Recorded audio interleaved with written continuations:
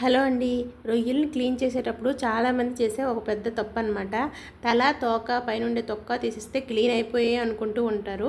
కానీ రొయ్య పైన ఉండే ఈ బ్లాక్ కలర్ దారం ఉంది చూసారా, అది ఇంకా కింద ఉండే దారాన్ని రెండింటిని కంపల్సరిగా తీయాలన్నమాట.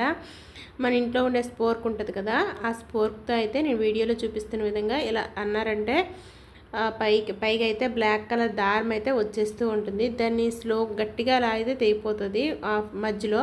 అందుకే స్లోగా లాగామంటే ఫస్ట్ నుండి చివరి వరకు కూడా వచ్చేస్తుంది. ఈ దారం అనేది కంపల్సరిగా తీయాలి, హెల్త్కి అస్సలు మంచిది కాదనమాట. దీన్ని తీయకపోవడం వల్ల పక్షవాతం ఇంకా చాలా హెల్త్కి సంబంధించిన ఇష్యూస్ అయితే వస్తాయి. అలాగే ఈ బ్యాక్ సైడ్ ఉన్న దారాన్ని కూడా నేను వీడియోలో చూపిస్తున్న విధంగా సింపుల్గా తీసుకోవచ్చు అనమాట. ఇంతవరకు ఈ వీడియో చెప్పిన టిప్ అనేది తెలియని వారు ఉంటే కామెంట్ చేయండి, తెలిసిన వారు ఉంటే లైక్ చేసి ఛానల్ సబ్స్క్రైబ్ చేసుకోండి.